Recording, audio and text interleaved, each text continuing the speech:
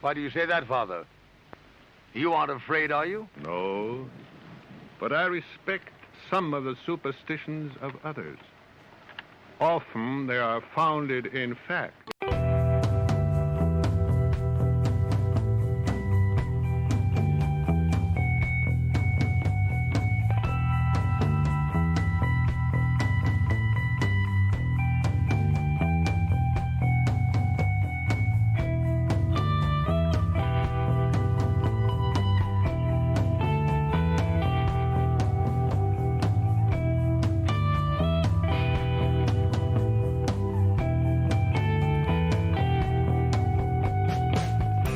Broadcasting live from our Sanctum Sanctorum in Venice, California. This is the Sixth Sense Society. I'm your host, Krista, here with our producer, Michael. And today we are really thrilled to have our second 2-hour live special. And this time the topic is magic. We have 4 esteemed practitioners on the show today, and I'm going to give some bios of them. The first one, there are 2 that are new and 2 are returning guests. And Brandy Williams is one of the new ones, and she's a Wiccan high priestess, a pagan magician, and a tantric yogini. She teaches at magical conferences in person around the country and virtually around the world, and she's also the author of 5 books. Her most recent book is Cord Magic. Then we also have Jason Miller of Strategic Sorcery, and he has devoted 30 years to studying practical magic in its many forms. He's the author of 5 books, including the now classic Protection and Reversal Magic. He teaches a number of courses online, including the Strategic Sorcery Training Course, the Black School of St. Cyprian, and the Sorcery of Hecate. So we welcome him on the show for the first time, and he'll just be here for the first hour. And then returning to the show, we have both Jacki Smith and Dan Moore. And I would advise you to go look at their previous shows if you have not already in our archives. But just to refresh your memory, Dan Moore has been a pupil upon the way of return since 1971, particularly resonating with the Hermetic Kabbalah and its Rosicrucian approach in particular. And he is a member of the Fraternity of Hidden Light. And finally, Jacki Smith, the co-founder, I believe, of Coventry Creations. And she's returning, and she's been doing those beautiful blessed herbal candles since 1992, when she was the first one on the market with it nationally with the candles. And she's also the author of the best-selling book, Coventry Magick. So we're thrilled to have her back on the show. And all of their contact information will be placed on our website, so you can go and check them out yourself later as well. But before we get started on this really exciting show, I'm really so excited about this, Michael has a few announcements. Hi, everybody, and welcome back to our show, our second special. We are very excited to be doing it. We have some just fabulous guests today, so I'm really looking forward to it. We have a little bit of a break next week. We're going to be taking a bit of time off for a very important reason that concerns our host, and we'll get into that in a second. And then we have, at the end of the month, we have Ray Davis coming back to do a show on tarot, and we're going to have great shows coming up over the summer. So check our website, subscribe to our channel, best way to keep track of us.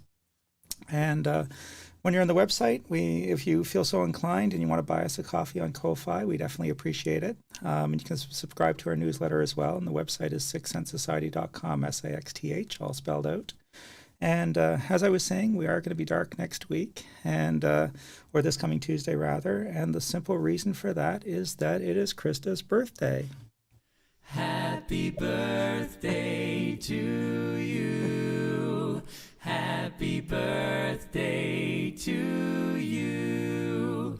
Happy birthday to you.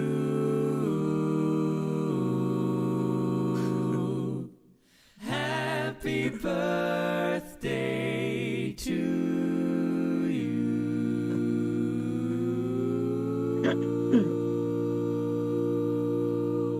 So we will be off in search of delicacies and a really amazing birthday cake and all that good stuff. And so that's why we're not going to be here this Tuesday. But join us at the end of the month for Ray. So without further ado, I'm going to kick it back to Krista and our guest, because we have just a great show. So take it away, Krista. Thanks, Michael. And I'm so excited to be able to celebrate my birthday this year, because last year I did not really. And it was my 60th last year, so now I have to make up for it. So, Michael, you have someone that wants to come in, Alex Williams. So I don't know what you want to do with that, but I have no idea who Alex Williams I have no is, idea so we'll who I do. leave it for now. Okay.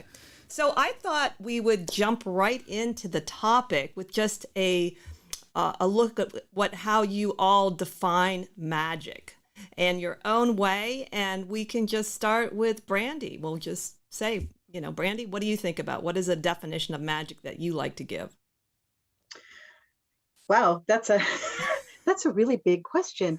When I talk about magic, I tend to talk about theurgy and thaumaturgy. I kind of think of it in those two ways. So thaumaturgy is the kind of magic that is practical, that gets you something. And a lot of our magics focus on that, and that's okay. And then there's theurgy, the magic which brings us to the awareness of our own divinity. And so I kind of think of magic as having these kind of two streams. Practical magic is spiritual. So thaumaturgy helps to do theurgy. That's my 10-second definition of magic. Also, I apologize for Alex Williams. That's my husband. He probably saw the link on our Google Calendar. All right, we're just, oh wow, we've got a new person here. Awesome. No worries.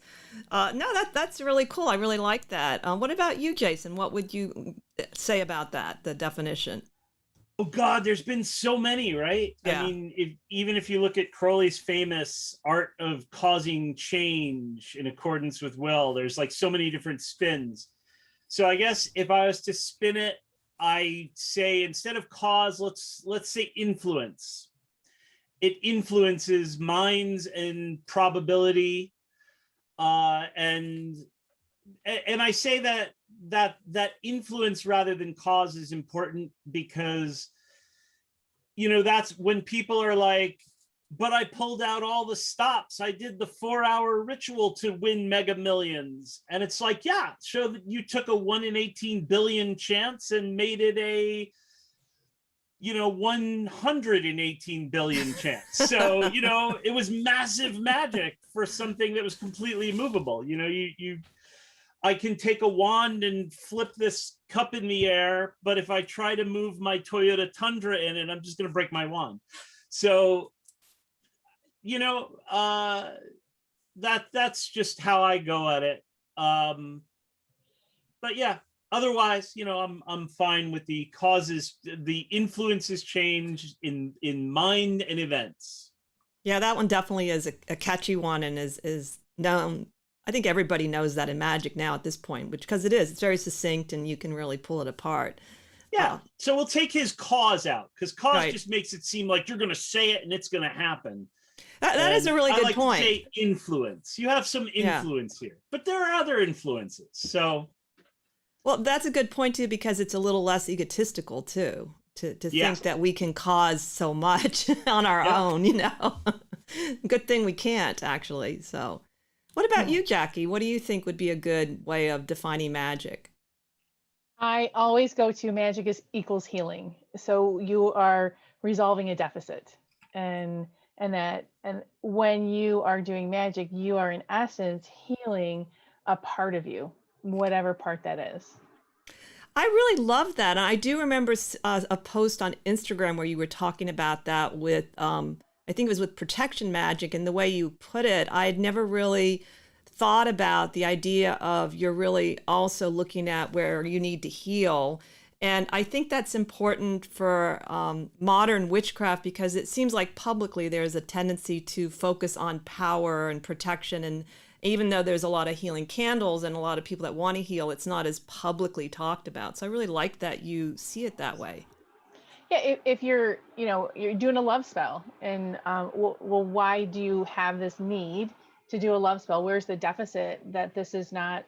This is something that you need to go outside of the normal course of everyday life, or I mean, it's all part of that. I've been working with people for a lot of years, and it's every time it's like, oh, what do we got to heal every time? I love that. That's really cool. And Dan, what about you? I know because you come from sort of the Hermetic Kabbalistic view of things. Yeah. So I'm going to have to echo what, since I'm the last, what a couple of other people have said. Our Hermetic tradition really has its origin in ancient Alexandria. And this is during the Hellenistic period, which even the Jews spoke Greek. That's why you have a Metatron and a Sandalphon on the archangels on the tree of life. And that tree actually comes from the tetrax of Plato.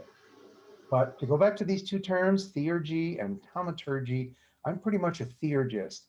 What is said in the Rosicrucian Manifesto, the Fama Fraternitatis, is the last and sixth point of its agreement, is that you shall claim no power or dignity, but to cure the sick, and that for free. So I'm resonate very strongly with Jacki's description of that. That is the point. And for me, while thaumaturgy might be looking at effects, it kind of bespeaks a little bit, or has the potential to bespeak to what someone thinks they want, whereas theurgy will give you what you need. And that is the realization of our latent potentials and our inherent divinity. And this is what magic is all about. Our predecessors realized that we utilize a very small percentage of our potential. We say, oh, our brain power, whatever. It's really part of the mind. And theurgy, the mysteries, magic, is a way of systematically developing that. And that tradition has been there forever for us. And countless generations built it and explored what we don't completely understand as consciousness. And it is the thing that, for me, that is magic. It's the magic you feel when you look at nature. It's the magic you feel when you go to a live performance of a symphony or a play. And people are appreciating that a lot more since they couldn't go for a while and stuff like that. It's that powerful, magical aspect, and you can feel it. You can feel the energy, tingling up and down your spine and your back and so forth. Well, and that sort of reminds me of sort of the modern view of magic in general, because I think that if you look on social media, especially, the witchcraft has really blossomed into this, I don't know what to say. It's just cool. And there's so many witches. And then, of course, the way it's presented by some people, it's more of that effect on things, And so how would you counter, or is it important to try to counter the popular view of magic? I think is even more about doing spells. And again, I do spells, but what about this deeper view of magic transforming us and consciousness, which is certainly going on, but it doesn't seem to be as publicly known. And anyone can just jump in now. Oh, sorry. Go ahead, Jacki. I'm just going to take it and run with it since you mentioned to me. For me, and I'll be as quick as possible because I know Jason's got to go. But for me, it's the thing about, we do all of these wonderful rituals. Don't get me wrong, I love ritual. And we have these wonderful instruments, and I love magical instruments and arts and crafts in general. I'm into computer graphics and all the other stuff that we do to set up a temple or do a working, particularly outdoors and so forth. But there comes a point to where ultimately that has flipped on enough switches, shall we call them, inside of you that you don't need to do that. You will transcend it, and you will just be and feel, because you will realize, and this is where I come, for me, everything is one, and everything is alive, and everything is conscious. And the more that opens up and becomes a reality to you, the more it is you merely act in a harmonic accord with the flow, as Paul Foster Case called it, the one true will of everything. So you transcend this need for doing ritual. I'm not trying to say you should. I'm just saying that's what it's going to lead to as you develop your latent potentials. Jacki, did you want to go? No, go for it. No, go for it. Okay. So for me, these things are not separate. These are not so far apart, and one can very easily lead to the other. I've met many people who came at this from a very spiritual perspective. They wanted internal change. They wanted enlightenment. And then as they got older and out of their 20s, and couch surfing no longer held the allure on the back, and bohemian life takes its toll, suddenly then, oh, well, what about spells? And maybe let's get some things moving. On the other hand, people will, I have right now a group working a Jupiterian course, and I started them out with Dzogchen style sky gazing, which is not a practical magic kind of thing, but it sets the stage upon which all this happens. There was a siddha, a mahasiddha, like a Indian magician, right? Enlightened magician. And so he started, before he was enlightened, he broke into somebody's house, right? He was a robber. And when he realized that he broke into the house of a holy man, he said, hey, before I go, I'm sorry, because you're a holy guy, but before I go, can you teach me how to become invisible so that I can be the best robber in all of India? And the holy man said, actually, yes, I can. Why don't you go circumambulate this particular stupa, 400,000 times. And when you do, a snake will appear and a sword will appear in your hand, and you cut the head off of the snake, and then you will learn how to become invisible. And so he did. He's driven by this material desire, right? To undertake this spiritual pursuit. And then at the end of it, he does in fact learn to become invisible, but he no longer wants to rob houses because accidentally he became enlightened. That's brilliant. So the separation between these things is never worked for me. So that's how I view it. Jackie, I'd love to hear you. I have a love frustration with the youngsters on Witch Talk and social media, and I love that there's this freedom for them to just explore and play with magic. It's a gateway, let me tell you, I work with a lot of entrepreneurs, and the minute I give them a money draw candle, they're like, oh, and it works. They're like, this is real. This is exciting. So, I always have a philosophy that magic and entrepreneurism is the same energy. So, but back 30 years ago, when I was this 20-something going store to store going, oh, I made these candles. They're kind of cool. Do you want to buy them? The response from some places was like, oh, we could never do that. That's evil. That's witchcraft. And I'm like, well, yeah, it is. And so there was a lack of acceptance. And that's that's when I decided I am on a mission to help normalize being a witch and using magic. And so this is the sign to me that this is normal, that when I have different, when my daughter was in school and the different moms would come up to me and go, so I was doing a thing and what do I need for this? And I'm like the witch whisperer with so many people. They just want to, they come and they tell me they confess their magicalness to me. But so I love this, and I feel it's a gateway into something bigger and better. People say to me, well, how come my spell didn't work? And then my response generally is, do you want a Band-Aid for your situation, or do you want to heal it so you don't have to keep going back to the well? So excellent points, all of them. Preach. Yeah. Yeah, I like you, Jackie. I had this young adulthood where being a witch was very scary to people, and we experienced a lot of persecution. I was a first officer of Covenant of the Goddess, so I represented witchcraft to the world during that time period. And our thrust was to work to help people understand that witchcraft is a religion and that we were normal people. So seeing that witchcraft has become normal, that it's become something that people go, I'm a witch and it's cool, that's really exciting. And I just love seeing like you say, I love seeing the energy and the enthusiasm of an entire generation of people. And I also think, along with Jan and Jason, that there's not a separation between the spiritual and the practical, that as people practice witchcraft, they're going to get the connection with the forces that move us in the direction of spirituality. The one thing that I know is that the new sort of generation, these people coming into witchcraft, aren't connecting as much with community. It's something I talk to other Patheos bloggers about. We see the most popular people are people who have no idea who has come before them, what this whole infrastructure of knowledge. And I think one of the things that I'm trying to do with all of my books, Practical Magic and, you know, Court Magic, is connect up with people and say, you know, there's a whole world of people who can help you understand what you're doing and give you some really cool ideas. And so I think that's a really important thing for all the people who have been around like we have to kind of do, to reach out to folks.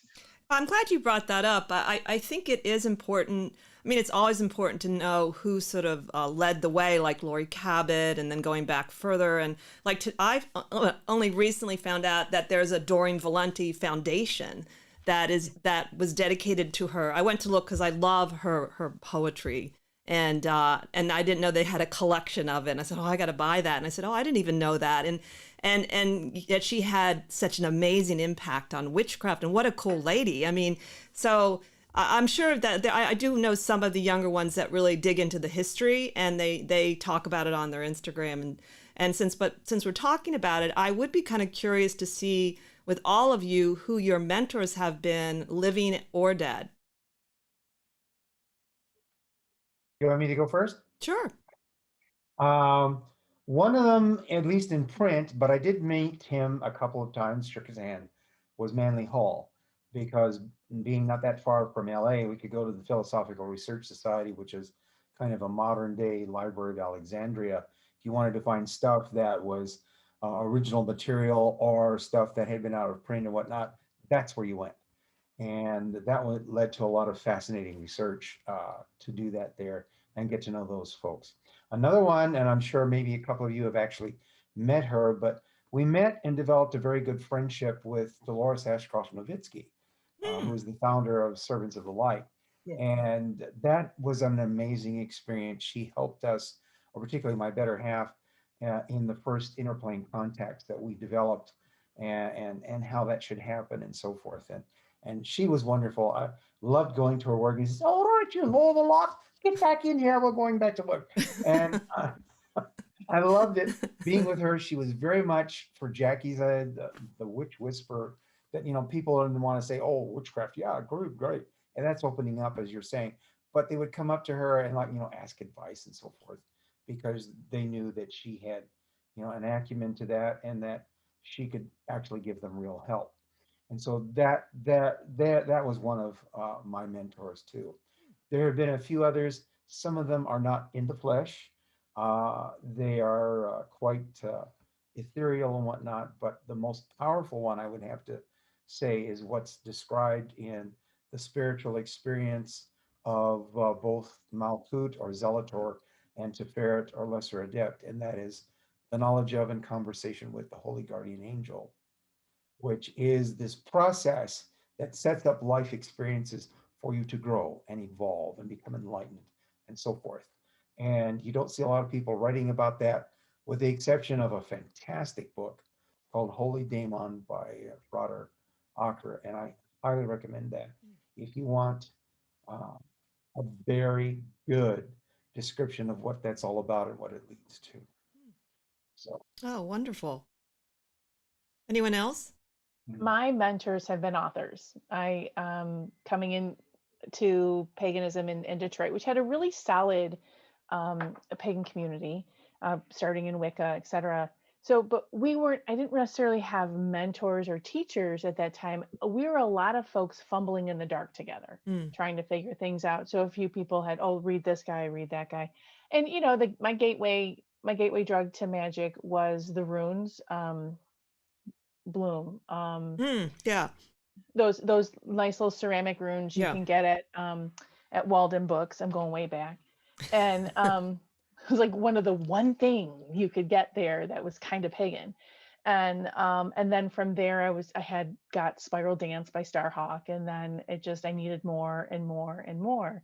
And Marian Weinstein, what is her name of her book? Earth Magic?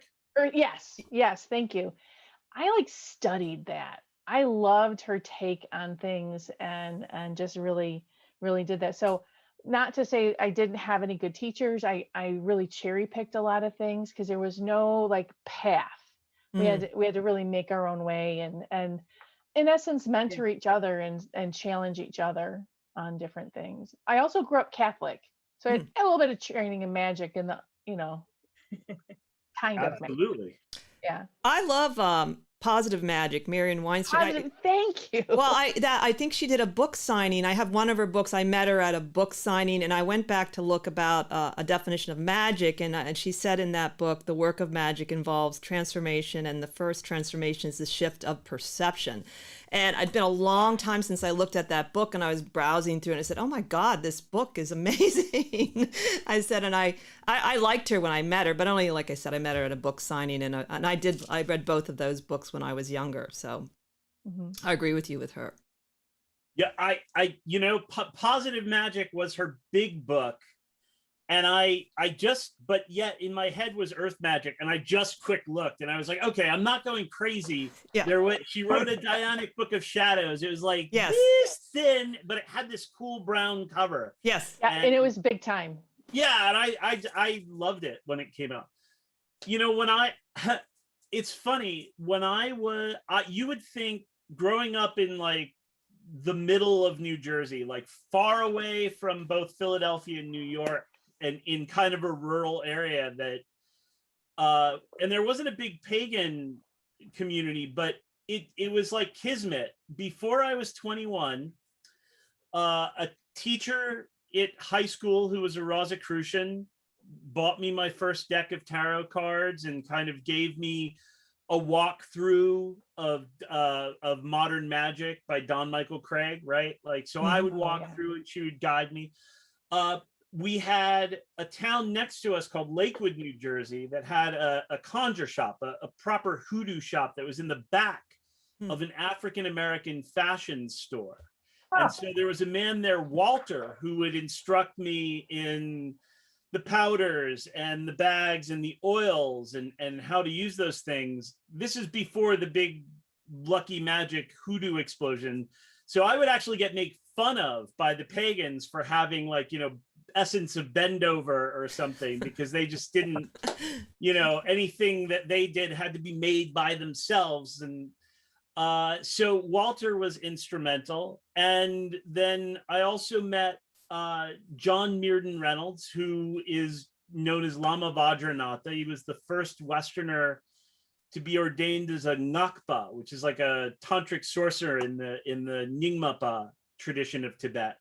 And so he helped guide me through my early OTO interests, which he was also involved in. And then when I wanted to take off and study Tibetan Buddhism, having his number, it was just huge. And then we spent a lot of time in Nepal together, and since then, and so he's been a big influence. I've had a lot of mentors and peers, and of course authors of books. I mean, I've never met Paul Hewson in the flesh, but he too was just as much of an influence as some teachers that I had met. And the way that he combined witchcraft and elements with ceremonial magic elements and mastering witchcraft, that really spoke to me and helped define what I was all about and kind of see through some of these false divisions. So, there's so many teachers I could name. I feel like, we're probably all feeling like we're up at the Oscars. Like, there's so many people. Who do I think, but so many people. That's amazing. I'd like to be sure to thank. Yeah. Yeah. When I was 16, I had a moment of severe depression and despair. And one night, laying in my bed, I prayed to the universe. I was raised Catholic also, and I said, this isn't working for me, and I don't know what will. Help me get through this moment in my life. And I felt a circle of people around me saying, we will be your teachers. You will be okay. And ever since then, I've had many, many, many circles of people. Oh my gosh. I walk around in sort of this cloud of people. So I started in witchcraft, and I have a formal set of, 3 initiations and what we used to call traditional witchcraft. I don't know what it's called now. And so I read the, Lady Sheba books, the Grimoire of Lady Sheba, and Sybil Leek was my very first teacher, The Complete Art of Witchcraft. I somehow managed to learn how to cast a circle from The Complete Art of Witchcraft. I'm not sure how, but this sort of set of women who were the very earliest generation who were throwing down the stepping stones for us. So then all of Gardner's books and Doreen Valiente, you know, all of these books sort of started becoming available to us. I was a Dianic witch and I studied with C. Budapest. So I love so her. I am. And then I became interested in ceremonial magic. So I came up through the lodge system, and I did almost 20 years in the OTO. I'm not currently a member of the OTO, and this is because I left to take care of my husband, who's disabled. So, but it's a friendly leaving. But I came up through the lodge system, and the people. The thelemic people are the people who know about knowledge and conversation. So Aleister Crowley talks about this in all of his books. I suppose I'd have to say Aleister Crowley is a mentor, although it's kind of like wrestling with the dark angel.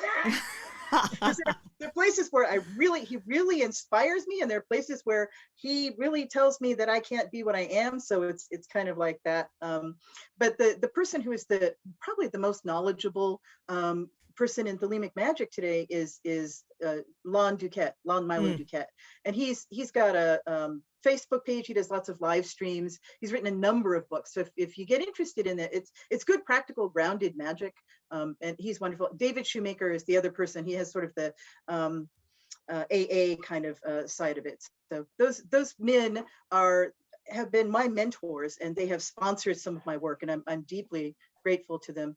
And then I'm lucky enough now to have moved into tantric teaching. I'm permitted to say I am a Sri Vidya student.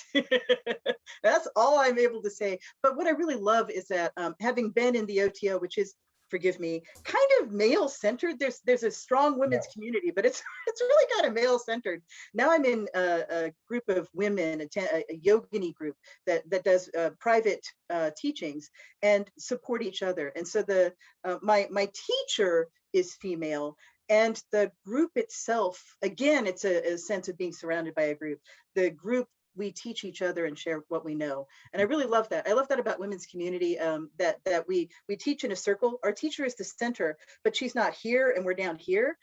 There's a circle and she's in the center of it. So there's two things I wanted. One was sort of an aside. I did an interview of Budapest for a paper, and I just so enjoyed her historical knowledge and how feminist she is. And she said something interesting. I forget, I can't remember it now, about one of the suffragettes. And I just I knew she was a feminist, but I didn't know she was so into history. And she was just she's so passionate, you know, and my father's Hungarian, so I kind of, you know, bond with her that way. And and I don't know, there's something about her books that I really like, and I like her, even though I'm not a Dianic practitioner. She's just a real, I guess what I enjoy is authentic people and people that really believe in their path and they work it and they're willing to share it. And so I've always, and then of course she changed the fortune telling laws, which was a really huge deal for anyone doing readings. You know, it was a really big deal. That's what I was interviewing her on. But she was just really a delight to interview. And then I did want to sort of maybe go into this concept of women and men in magic, because on the surface, it appears to me through my time of being in magic that it seems that women are more attracted to witchcraft and that they're known more, even though they're male witches, and the same that men seem attracted to the esoteric magicians, but there are plenty of women who have made big D on fortune, big impact. And is this just a perception? Is there something true about some of the orders that turn women off? What are your thoughts being involved in this for so long, all of you? May I address that first? Sure. Okay, I agree with you 100%. And basically, there are two major currents, if you will, and you'll find these in both places, whether you call it yin or yang. For the West, we call it lunar and solar. And the thing that had mentioned by Brandy, that there wasn't a lot of men in the OTO and this kind of system that I'm involved with, this great order system. is that you find a lot of guys wanting to pursue this in the same sense that you would go to a school or a college. So there's this lot of mental left brain kind of thought, well, it has to be this way and that way, and we can figure this all out, and so on and so forth. When really, if you really want deep power and the deep understanding, it has to come from the heart. It has to come from Tiferet.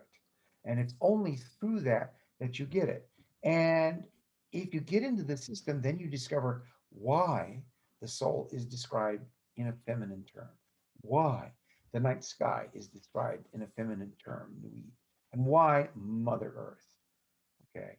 There are all these reasons because the ultimate source, the highest within the Kabbalistic model of our soul is the neshama, and it's the only aspect that is feminine like that. It is the divine, immortal soul. It sits up there at 8.3, and that is the grade of Master of the Temple. So there's where you're going to come at it.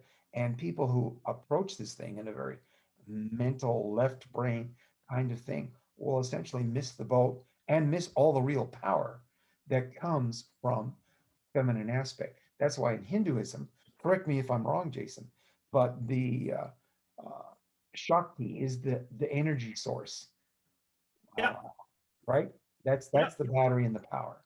So it all comes from Venus, and then it's expressed through Mars or the Shiva. Jason, what do you think about this? So there's a couple aspects. There is a social aspect where the Philadelphia OTO Lodge or Oasis or whatever it is right now started in my living room in 1996, and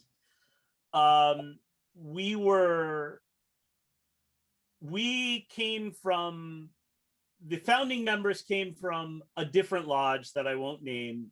And although we were mostly guys, we kind of looked at the way women were treated in that group and decided it was unseemly. Not even like particularly abusive or offensive, just kind of, dude, get your act together. Slobbery, that none of us saw ourselves as. And when we founded the group, we kind of set as part of the egregore that we just weren't going to do that.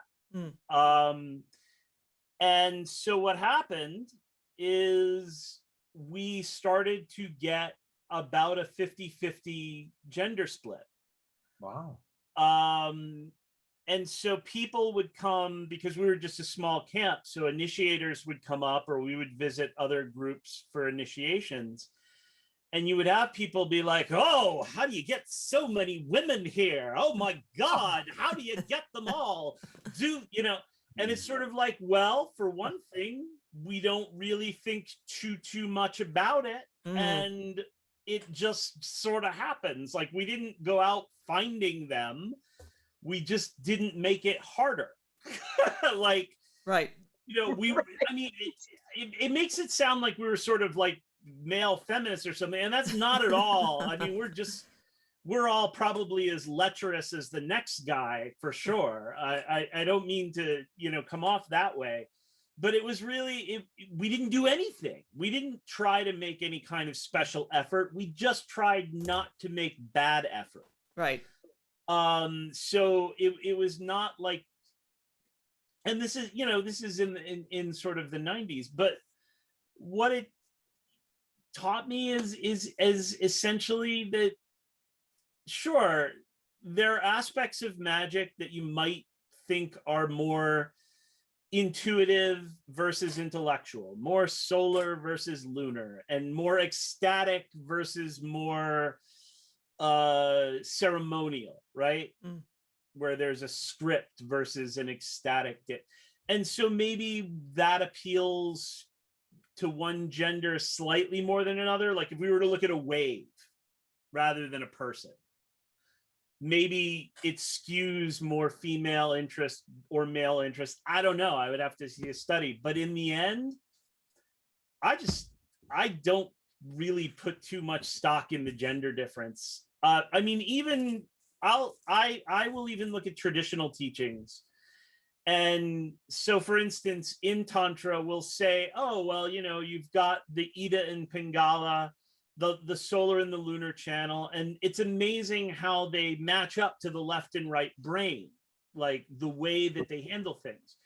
And then you'll read the text and it'll say, and of course, for women, this is completely backwards. And it's like, well, no, it's not. Like, no, it's not. It's not completely backwards. And, you know, so stuff like that. I just feel like the more people have unwound themselves from it, the more you find amazing women doing work in ceremonial magic, because it's not as much of a thing. Like, you know, like you're a woman, so you should go off into witchcraft land and leave all the Kabbalah for the men. And or you know, I mean, my friend Allison makes amazing Pentacles of Solomon. She's somebody I would go to instantly as an expert in Solomonic magic.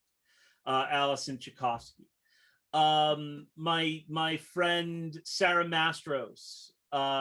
She's a witch, but I would absolutely run to her with Kabbalistic questions.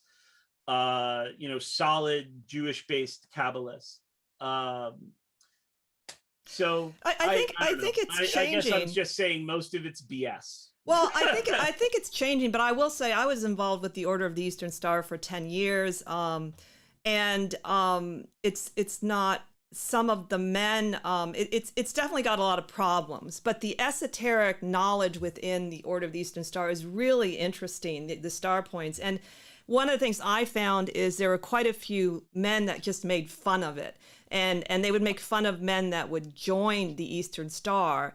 And even though, like I said, it's got some very, very significant problems in and of itself, the ritual is quite powerful and has a lot, if you dig into the meanings of the star points, there's a lot more is connected to Venus. And so I did, as a woman, and that was not that long ago, I did perceive that element of I would say it is a little bit sexism. And I think that you're right, it's changing, but I think we have to acknowledge that, like, isn't it in Tibetan Buddhism, what is the degree of the monk where the women are now allowed to study for the first time and receive this? I mean, it's an arduous program. I saw this documentary. It takes years, and I would never do it. But the first, can become geishas now. Yeah, they can become geishas now. So that's why you don't see as many certain kinds of teachers, because they haven't been allowed to do it. And there have been men wanting them to do it, and they weren't funded. The nuns were not funded as much as men. So I think that, personally, I think some of that is changing because we're becoming more aware and we're putting our beliefs in practice. But I still think there's this weird perception, because I agree with you, it's not really true. When you dig into it, there's women magicians and male witches, and like, why is there that perception still? Like, I think it has, for a lot of women, I think it has to do with safety. Yeah. So I was a late 80s witch. So I came in around 88 is when I started learning magic and Wicca. And my ex-husband was very, it was a rough, he was into it. He's 20 years older than me. There's a long, long story there, but he was one of the unsafe people. And so he would continuously take me and put me in situations where I was not safe. And he really wanted to head into more ceremonial, more things like that. So there's a lot of predators. Unfortunately, there's a lot of male predators in that, specifically in that day. And it was very frustrating as a woman to want to learn from other women and get into that safety, which is, so we kind of went over here and honored the lunar, the menstrual, the because we were gross to everyone else. I mean, we would read this tradition and that tradition that said, oh, you're untouchable because you're menstruating. And really the truth of it is, oh, you're too powerful. Yeah. So that's what we learned later. So got to remember, in the 80s, it was still so much fun for people to make fun of women drivers, and women couldn't do math, and women couldn't do this, and women couldn't do that. So I think we hived off and said, oh, I shouldn't probably do that on the show, and It's said, fine. forget about you, and we're gonna do our own thing where we're safe. Skyclad was such a huge thing, and in the late 80s and the early 90s, and it was such a predatorial thing. What was frustrating, and it frustrates me today, even publishers do this, everyone does this, conventions do this. If you've got a woman or a man teaching the same thing, and there's all these women in witchcraft, and there's this man coming in teaching witchcraft, all the women are like, it's a man, what does he have to say? And I still see this to this day, and it's very frustrating, because there's still, maybe in our generation, not necessarily the younger generations, this inherent value if it's coming out of a man's mouth. So when, as a woman trying to go into, when I try, let me look at OTO and let me look at some of the ceremonial, let me see if I've got anything there. It wasn't safe. And I didn't say it like that at that time. I just didn't feel welcome. I felt limited. I felt belittled. And so why am I going to go there? It's like, no, you just sit this one out, honey. We're going to show you how it's done. And so my crazy butt said, well, I'm just going to do my own thing, and started my own business and did my own thing, and completely went away from group activities and covens because it was predatory and it wasn't safe. Yeah, the Skyclad thing, that's a good point, but Gardner, wasn't he like into nudity anyway? Like, wasn't that his thing? It wasn't necessarily connected to witchcraft, like he belonged to nudist those two things don't belong but together. people thought there's nothing it wrong did. with nudity, and there's nothing wrong with witchcraft. They don't have to be together. Right. I'd like to say that a whole cultural ilk or tilting or whatever. I mean, think on this. For history, just basic history, how long have women had the right to vote? Maybe 4 generations. They were treated as property, even slaves. Right. I mean, you've got to take a look at this, and there's some real deep stuff in the general psyche, the male psyche, that needs to be pulled out. And it's going to take a while for that to happen, but it's a healing process, and it must happen. Because after all, even in the Torah, okay, and you got a lot of maleness in Judaism. I converted to Judaism because my parents didn't have a religious identity. God's presence in the world is the Shekhinah, a feminine form or expression of the divine. I want to talk to Jackie too, and the sense of safety and not safety, and say to Jason, thank you for the work that you did, because it was very important, and you were an early pioneer in that. And when I came into the OTO, we'd see groups that we'd call Wendy and the Lost Boys, where there'd be like one woman, and the whole rest of the lodge was male. Yeah. There would be these guys going, okay, let's go down to the pizza parlor and pick up chicks, right? So there's this whole like sort of masculine culture, and then the women in the OTO came together and started working to change that. So I did a piece of work that I'm really proud of. I wrote a paper called Feminist Thelema, and I went out to OTO groups, and I just started reading the paper and talking to people about it. And many other women got involved in this idea that we could build a women's culture in the OTO and create safety. And so the OTO really has a huge focus right now on making safety for women coming into the system and working the system. And I want to say also to Jackie's point that when I was a young woman, I moved out of the Diana group, which was women only, and I said, I'm heterosexual. I would like to do magic with men, and immediately made myself vulnerable to predators, right? So I was the mid 70s. You'd go, there was the Mountain Mead, the very first festival, pagan festival, was basically guys trying to lay women up in the mountains. That's what they did, right? Yeah. And so there was this whole like jump on the new woman thing. And I pulled out and didn't do group work for probably a decade. I just worked privately with my husband until the magical community grew up, right? So it was on both sides. It was both on the witchcraft side and on the ceremonial side. The just ability to move and do our work without being harassed was a big thing. But I don't see that, that doesn't actually speak to, the difference between witchcraft and ceremonial, why we think witches are female and male and ceremonials are male. It's like cats are female and dogs are male. It's a cultural idea, right? We have this image of the woman is witch. We have this image of the man is magician. And we're all working as practitioners who really are these people working against that cultural stereotype. I think it's what it is, really. And you know, it's interesting when I first, I would say I would call myself sort of a Buddhist witch. I don't know how to describe myself anymore because I really do both. And so when I met Michael, I really got involved in just like witchcraft. And it was in Nova Scotia, and there were men there. And at that time, the men were kind of overlooked, and these were decent men. They're, you know, and so we ended up forming this little group because we felt like the men weren't given a chance to do some of the things, you know. And again, I know that's changed more, and it was just unusual. Like, it was just an odd thing. And so we had this, it was me and these three guys, because they were not seen as potentially witches, you know. It's like and I thought that was an odd bias too. So it can go against men that are decent looking to call themselves witches, that they're not, you know, they're not warlocks. They're really into the whole witchcraft movement, and they're not there as predators. But the predatory nature is very real. I mean, I think that is in sometimes in martial arts too. If you've done martial arts, I think it might have changed a little bit more since I was involved, but that has been a problem there a little bit too, when women were entering into, there's so much contact. So maybe we should address the question then, is when you're working with magical traditions and things where there's going to be the use of the Kundalini, what would you advise us to do about it? Because obviously it's not going to fix itself, and it's very powerful. And I think that it can even accidentally come out with people where they didn't, you know, they don't mean for this sexual energy to kind of come out.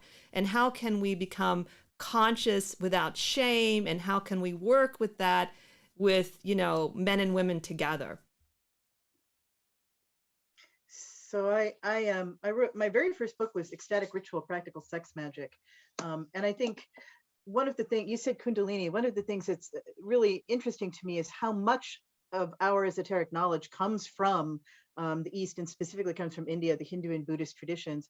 And it's sort of my thing as a social justice person to point that out and to say that we need to acknowledge these roots and acknowledge this is where this is coming from. And Kundalini yoga is a specific thing. It's very interesting. The tantra that I do is specifically not Kundalini yoga. I do sex magic as a whole tradition that rests on top of Kundalini yoga. As a yogini, we study in Sri Vidya. We don't work with the Kundalini energy. We don't specifically try to move it. In the Knot traditions, there are ways in which the energy is specifically moved, and it can be sexual. But again, it's not the point. Mm-hmm. This is something that tantrics often say too. It's like the tantra is a religious, ritual, spiritual tradition. Sexuality happens as part of that, but it's not the point. In the West, we've taken that and we've made it the point. Tantra is sex, right? I mean, you put tantra in your web browser and you get, the California Tantra Festival, where everybody massages everybody else, so that's what it's become. Right. So I think I talked to Kundalini, but I think what you're saying, one of the things that I heard you say is when people come together, this energy does happen, and how do we handle that, right? Mm-hmm. Yes. Yeah. And I think that that's an important thing to pay attention to, and also to pay attention to consent. So we went in the OTO and in Covenant of the Goddess, these two big, corporations, witchcraft and ceremonial corporations, was to focus on consent and talking to each other about how we talk to each other, and how do we generate atmospheres in which it's safe for people to talk to each other about these things. It's safe to say no, and it's safe to hug, and that the hug is consensual. I think that's where the conversation needs to go, personally. Jason, I'd like you to weigh in a little, since I know you can't stay much longer. Yeah, I've got about 7 or 8 minutes. How do we handle this? I think society is on a good track to handling this, and that I wrote a book called Sex, Sorcery, and Spirit, and in it I basically just said, look, if you would not want to, it's not just about consent. It's because people consent all the time to do things that they don't really want to do. A lot of people, you know, most of the country wakes up and consents to go to work. It doesn't mean they're enthusiastic. So, you know, I'm lucky I get enthusiastic about Mondays because I do this for a living. But if you're just as a basis, like, choose your partner and then do this. Or if you really want a partner just for this, then it has to be somebody that you know, that you're both excited to be together and want to do these things. You know, when it comes to, and just people need to learn how to contain themselves. And if you can't contain, you know, people, skyclad can be a recipe for, but honestly, like, if you can't be in a room full of naked people and just, honestly, if like I said, I'm as lecherous as the next guy, I'll probably sit there and spend longer than a second on somebody and just be like, okay, that's going to get weird. So I'll just, you know, look away because, you know, I mean, self-control, right? Like, I don't know. Men go to strip clubs, and unless it's in New Orleans, you can't touch anybody. So just follow that rule. Like, I mean, if schlubs can get off work and manage not to lay hands on somebody that's literally giving them a lap dance, I don't see why you can't be in a room full of people, even in a sexually charged room, and just keep your hands to yourself, not get weird. And if by chance, you know, what's weird to you is not weird to somebody else. So if somebody comes up and says, you're making me a little uncomfortable, even if you think, like, if Jackie's like, Jason, you're making me uncomfortable, and I'm totally like out of the blue, like, holy shit, I wasn't even looking at Jackie, I didn't even know, doesn't matter, just, wow, I'm sorry, I'm not perceiving these things, but I'll go over here. Mm-hmm. And it's cool, don't worry about it. Just, I don't know, basic stuff that I kind of feel like mundane society is pulling ahead in some ways. That then and some corners of esoterica are, I don't know. I just, when I was growing up, I remember people would say, oh, the sex magic thing, it's just an excuse to have sex, and no one needs an excuse to have sex. Like, have you seen numbers? Like, like, it's crazy. It's like an excuse to have weird sex. Nobody needs an excuse to have weird sex. This is the era of 2 girls, 1 cup. It's freaking bizarre out there. We don't, like, anything. I mean, I have read tantras. There's nothing as weird as some of the stuff that's, like, you know, so none of it is an excuse. None of it is particularly, and the whole world, you know, I mean, I have kids. Some of you have kids. My kids are going to have to learn to deal with, like, porn in the pocket, right? Like, oh, I'm feeling randy, boobs on my phone, like, just instantly. You know, Jackie and I came up in the 80s. I would have had to pay a homeless guy to buy me a magazine. So, you know, I mean, we're all kind of, it's not just the esoteric stuff, but just, you know, men, and by that, I mean anybody who identifies as men. I lay no claim on anyone's gender expression, but just men and women too, because there's problems there, you know. Lord knows, like, the high school teachers and stuff, that was a thing for the last 20 years. Yeah. So just everybody, just, you know, handle your own behavior. And if you're raising people, tell them to handle their behavior.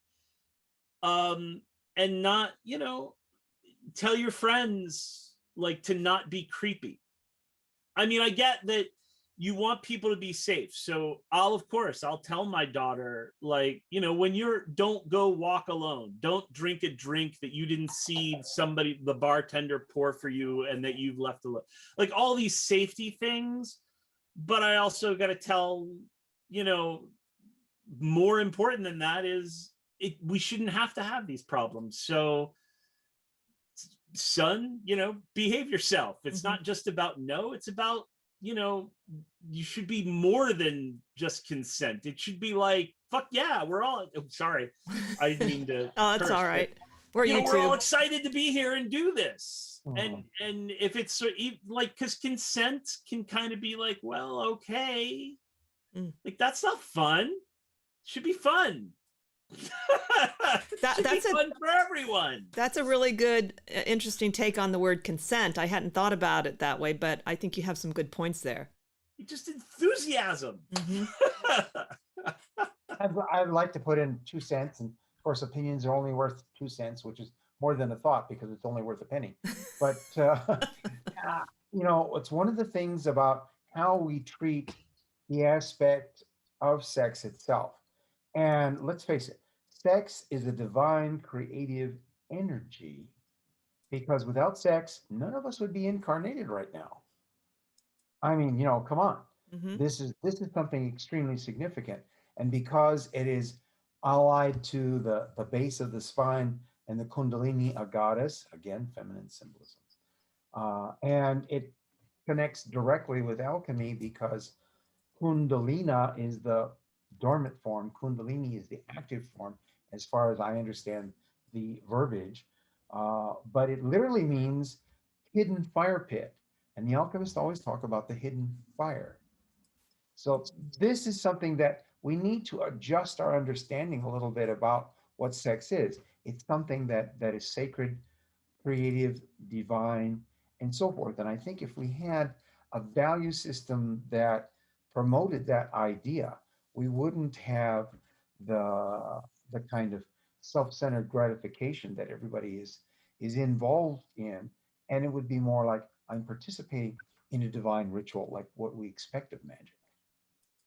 All excellent points. I thank you for your input. So I'm going to shift the conversation significantly now because I'm curious how you folks would see this. But when I read years ago Laurie Cabot's book, Power of the Witch, it was the first book I read where she talks about magic and science, which of course I hadn't read Aleister Crowley at that point, and he's all into magic and science. He's got the most amazing long quote about that I want to memorize someday because it's so beautiful. But she was the first one that kind of introduced me to that idea. And in her book, she says that the science is based on the 7 Hermetic laws. So what I was curious about is, what do you think are some of the laws that you personally have experience with that work fairly consistently in terms of an effect? And what is your view on where it's, you know, there's a lot more going on, I know, with physics and science. And so I'd just be curious as to all of your input on magic and science. Jacki, would you like to start us off? I gotta run. Thank you, Bye, Jason. Thanks for having me. I instead of science, as far as thinking of physics and chaos theories, for me it's the science of the mind.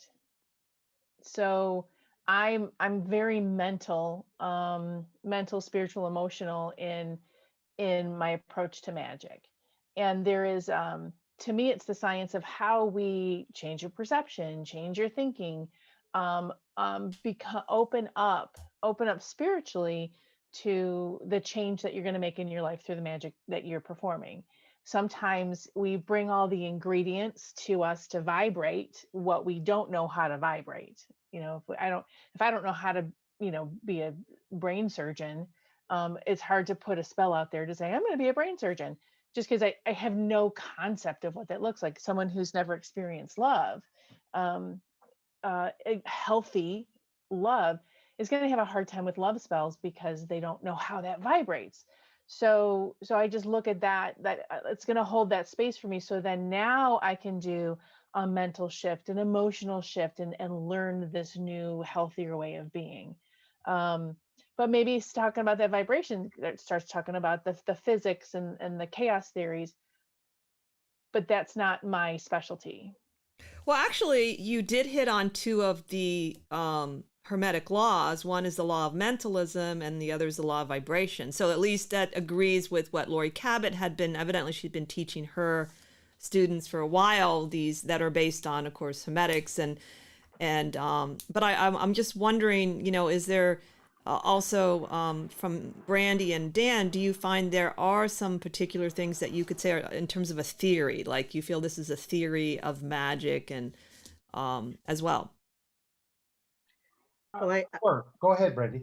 I was going to say, Jan, that I'm sure that you will come back to the medieval and Renaissance basis of science, which roots in the idea of natural philosophy. Our contemporary sciences come from alchemical explorations and from the idea of exploring the natural world, and all of the ideas about going out and learning, making observations, making theories from that observation, and then putting that into practice. That all is initially a magical understanding. And there was this moment in our history where we separated off, where we decided that there were some ideas that were superstitious and not okay, and we put them over here in the box esoterica, and we went down this really materialist path where there's no real spirit in the cosmos. And we're starting to understand that that was a dead end, that we've run materialism out as far as it can go. The way people, if you want me, really geeky way to put it, it's called the Failed Enlightenment Project, where we ran that out to its logical conclusion, and we don't know where to go from there. And now science is looking at esotericism and going, there's stuff in this box we might want to pay attention to again, and are starting to pull it out. And for me, I'm like, yeah, so come and listen to us, the people who've been doing this for a while. Don't just like rate it and go, okay, we can take this and prop this up. My favorite example is Hugh Urban writes about Tantra, and he goes and uses the concept Shakti, the female power in Hinduism and in Tantra, and uses that to kind of prop up Foucault's understanding of the feminine. I'm like, no, that's not how you do it. Come and learn about Shakti, how Shakti works, how that works in its system, right? So I think that's kind of the way I see it. That science comes from magic, and science ran itself out and is coming back to magic to kind of fill out a whole understanding of the universe. But Jen, I bet you've got a lot of knowledge about the esoteric foundations of Renaissance, medieval foundations of esotericism. Let me clear up the thing. It says Jan Moore. That's my wife's name. I'm Dan. And so you'll remember it says Dan and Jan, the rhyming. It's okay. Don't worry about it. I don't feel offended at all.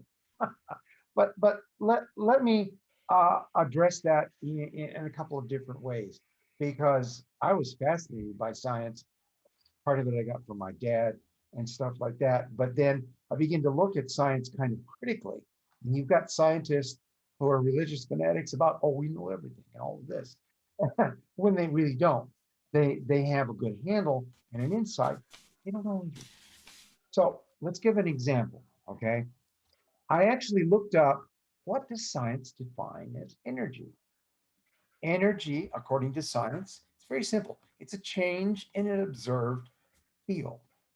Now, if there was no changes taking place, no energy, then what would happen is we would be in this black, absolutely black void, absolutely cold, absolutely silent, no energy. Okay, because changes are taking place, energy is present.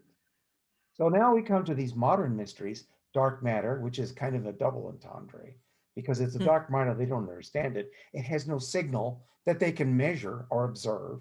All they can see is secondary effects. So there's this lensing effect that light is distorted because there's mass out there, but it's invisible. Me, as far as magic goes and manifestation of potential, that's matter in potential.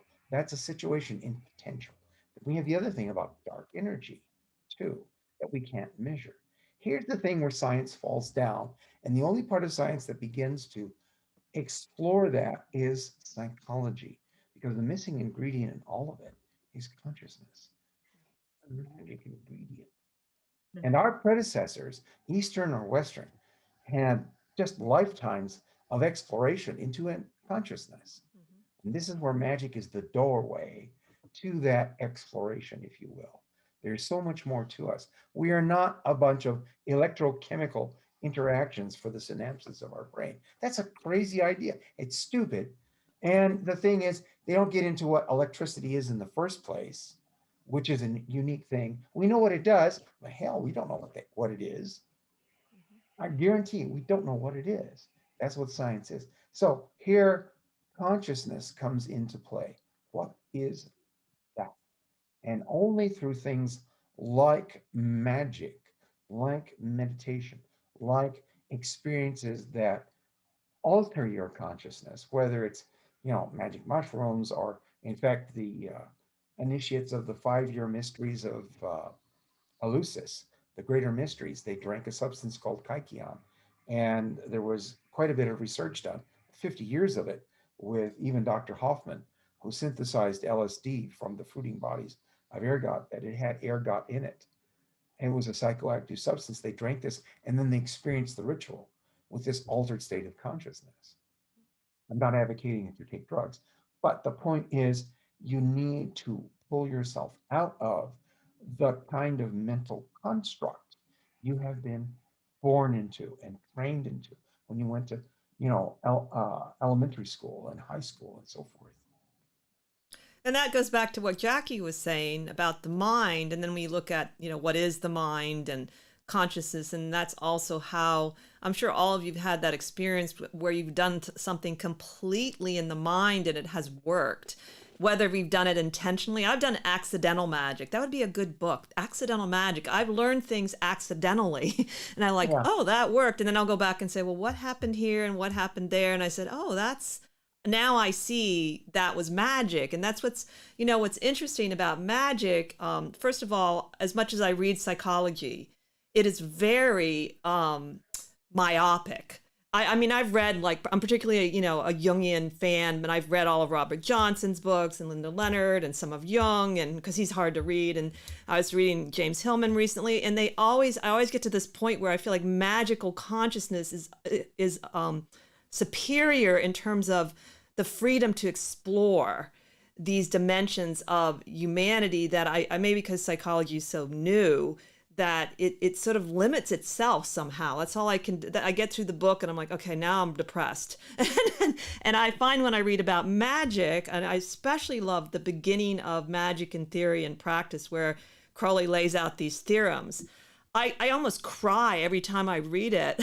I'm like, I don't know if it's a cry of relief, like, oh, I'm back again, And also some of the Eastern teachings on consciousness, it's like your mind just starts going, woo, And I think that's what an advantage that magic has. It allows us to explore so vastly in so many ways consciousness.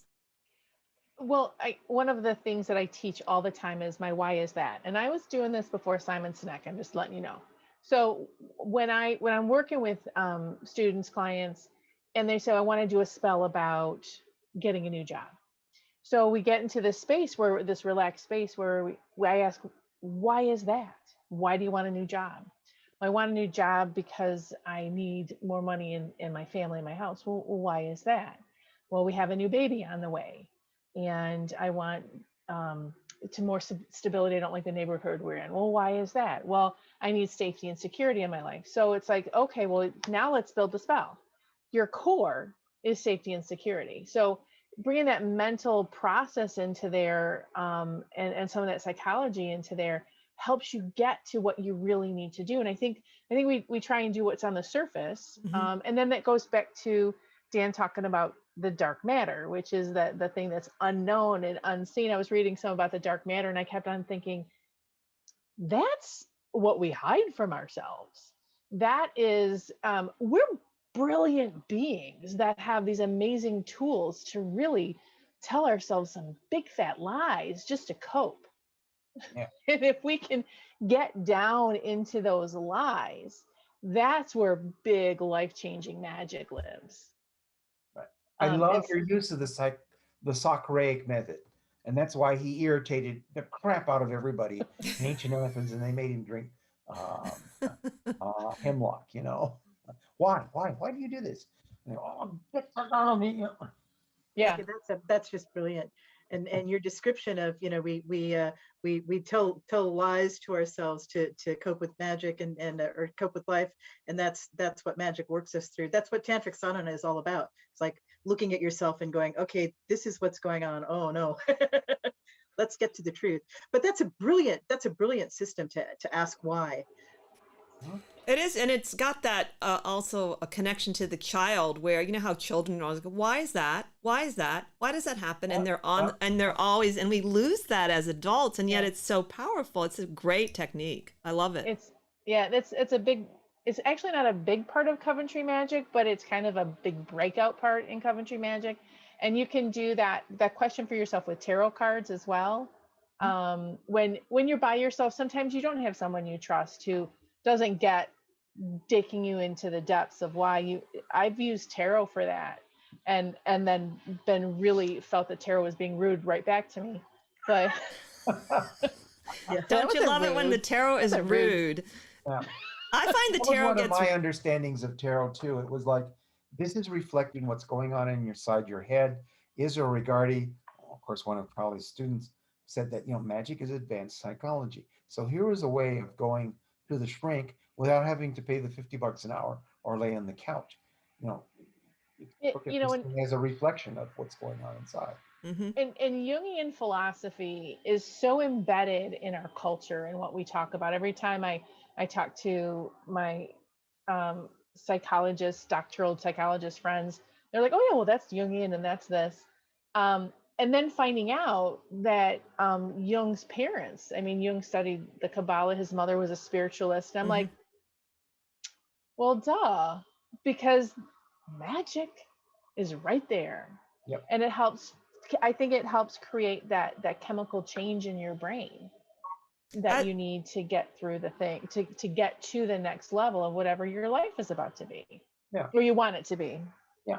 And you have to realize that your physical organism, what we call this, our physiology, we've started to bring back a term which isn't used that much, but we like to call it your metaphysiology. In other words, your auric egg and all these subtle structures that are the interior of stars, the chakras, the acupuncture points and whatnot. It's a part of you too.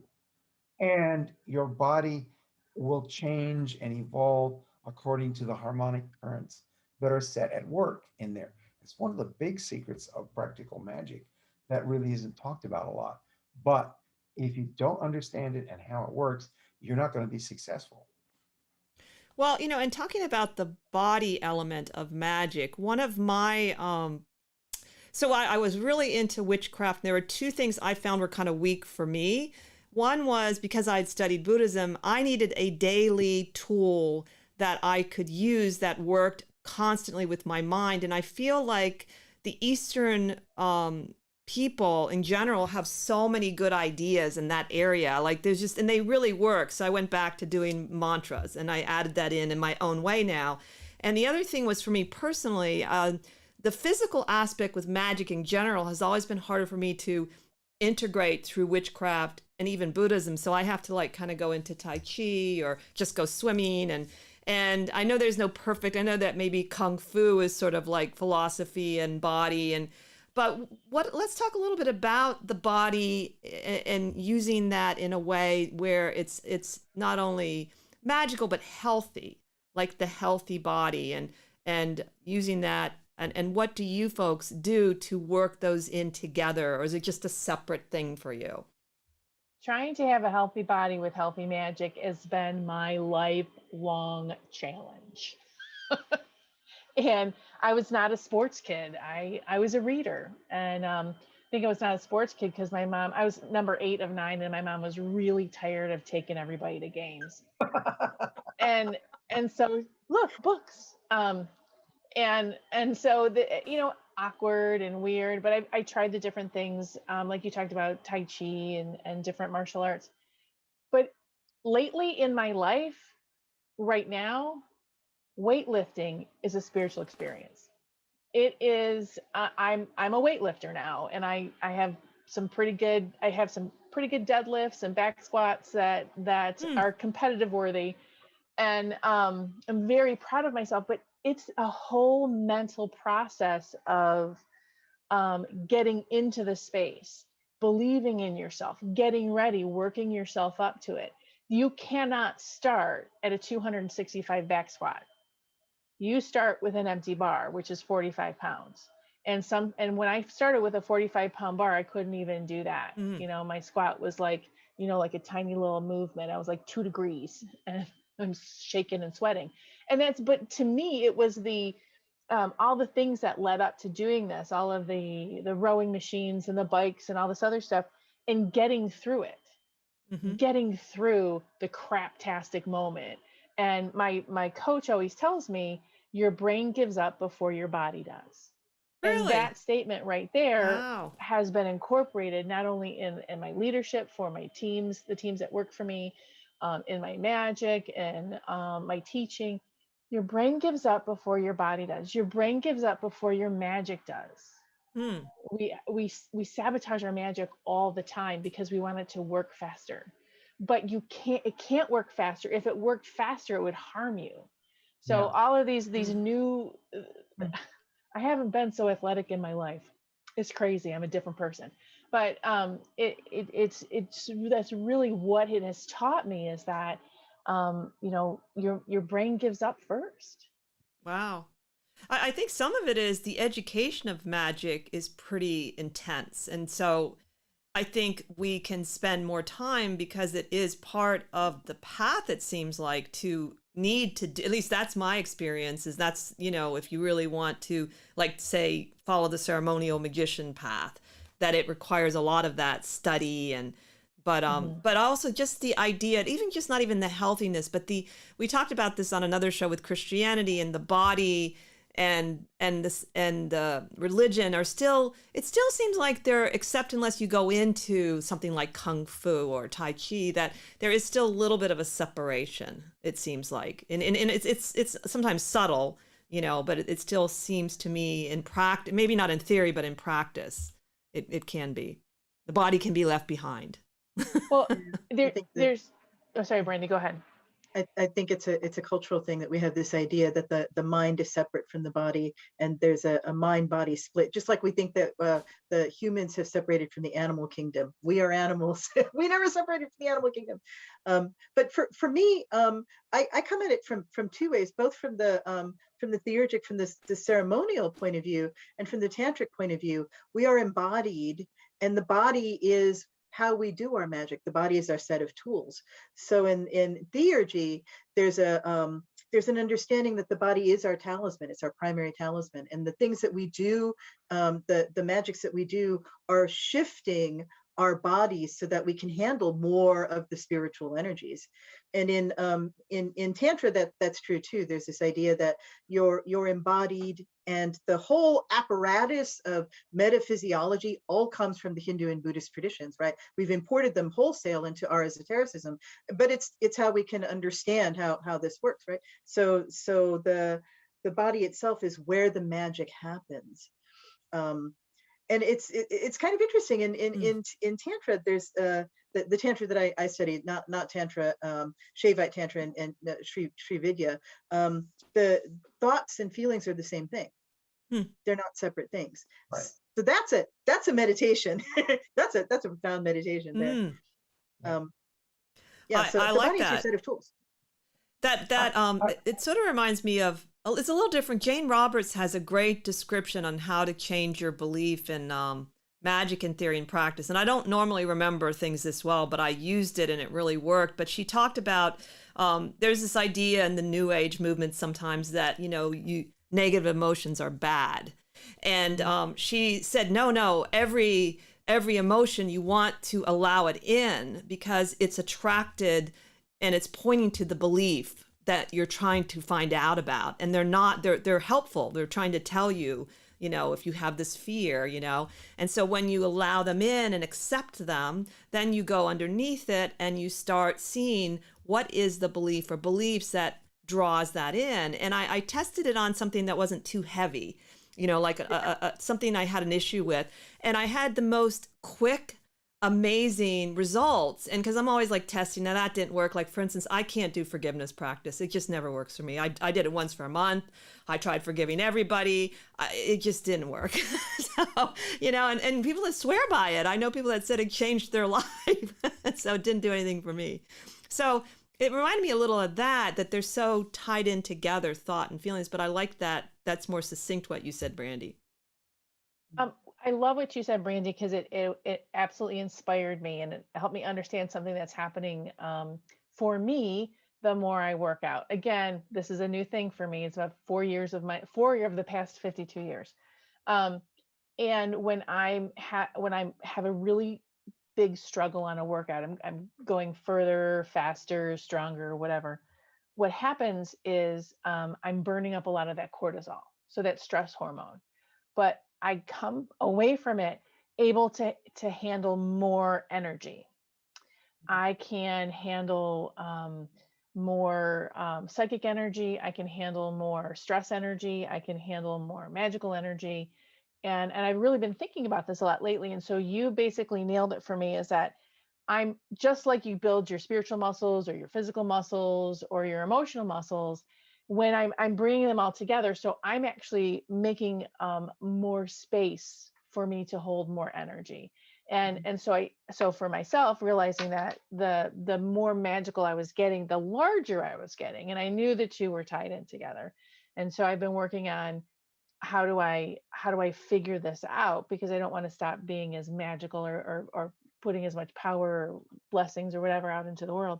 So this has been interesting, how this is almost like part of it, like doing the hard work is in learning magic. It's not easy. I love how people say, Jackie, what do I need to read to know what you know? And that's why You get out of the book, sure. So that's why I wrote my first book. So I could say this. and so it's like it's not one book. It's a whole process and a journey. And so that physical body is too. Now I'm like having a little epiphany moment, and so this is not exactly on track, but thank you very much for helping me realize that working on that physical body, it kind of creates more space. You're becoming more spiritually dense, so I can process more energy. Yeah. I'd like to say that for me, at least, magical practice is on point or on the beam, going in the right direction, if that actually supports and improves your health. Because there are a lot of people who do this, and what happens to their health? Mm-hmm. That is significant. It goes back to this Rosicrucian thing about, claim no power or dignity, but to heal the sick, and that for free. If Yes. it's in harmonic accord, then good health just can't help but result. And I have to say, for me, and I mean, I've always had these struggles, maybe like Brandy too, with weight and stuff like that. But I mean, when I was in high school, I did leg lifts at 720, and I went climbing up the mountain and stuff like this. And then I began to understand how the medical community tells us things about what supposedly is good health and whatnot, because my mom was a nurse, that you're going to have to figure it out for yourself, because otherwise you're getting a lot of generalized stuff for this average person that doesn't really exist. Okay. All of us are unique individuals. In Kabbalah, in Hebrew, we have this word. It's pronounced goof, and it's composed of 3 letters, Gimel, which is G, and Vav, which is V, or actually the connective in Hebrew, and Pei, which is the last letter. It means the mouth. So Gimel is interesting. Camel represents the actual principle of vibration. I mean, you see the hump on a camel. It's the ship of the desert. It's going up and down and up and down. It represents that. It's associated with the 13th path that connects the crown, the source of the one true being, true self of all beings, to the heart. And it's called the driver of the unities. And then the next one is Vav, which is the heart itself that interconnects things. And finally, you have the Pei. Pei is the expression, because it's a mouth. You talk about the verbum fiat, the creative word, and so forth. So literally, embodiment, not necessarily the physical body, but embodiment is this expression of a harmonic waveform pattern. We are all that. Science agrees with it and has demonstrated it. And that's true of everything else around you. We all have a resonance frequency, which, if it's hit just right, unfortunately can cause the pattern to fall apart. You've got the opera singer shattering a glass. There are weapons that have been unfortunately looked at, which would jelly all the organs in your body because it hits the resonant frequency. Mm. But you have this, and you have it in such a way that you can promote it with your consciousness and whatnot. And what happens? This metaphysiology, this auric egg we have, which in the average person extends out about 20 to 30 feet from the physical vehicle, it grows. Like Jackie was saying, it grows till eventually you realize the oneness of everything, and you figure out that, hey, this physical body is not all there is, okay? The kingdom of spirit is embodied in my flesh, as Paul Foster Case says in the pattern of the trestle board of the truth about the self, because it's only an aspect of that. Our true body, our genuine true body, is the cube of space, the omniverse of all possibilities. And this is only a small form of flesh, blood, and bone we use during incarnation. And there is our latent potential and what we can do. You can be absolutely conscious of everything that ever was, is, or will be, and everywhere it is. Yeah, and I agree with that theoretically. And I know Blavatsky smoked like 90 cigarettes a day, and she almost died 3 times, and then she would wake up and it's no big deal to her. But I'm not at that point. and I guess my main concern with bringing this up is the relationship of the body to how we treat the earth. And that, there are quite a few in all the traditions of witchcraft and paganism that are very much interested and active in connected to environmentalism, because I do think for me it's an extension of how we dismiss the needs of the body. Like, I need to rest now, I'm tired, like one of the things I've had to learn getting older is I just cannot do as much no matter how healthy I am. When I was 20 years ago, I have to incorporate rest. I can't push myself athletically like I used to. I've had to use more gentle techniques because I keep pulling muscles that I didn't know were there. And so my body, though, will tell me if I stop and listen. It says, hey, I'm starting to feel something here, Krista. So can you stop that? And instead of just ignoring it and saying, no, I'm going to do it.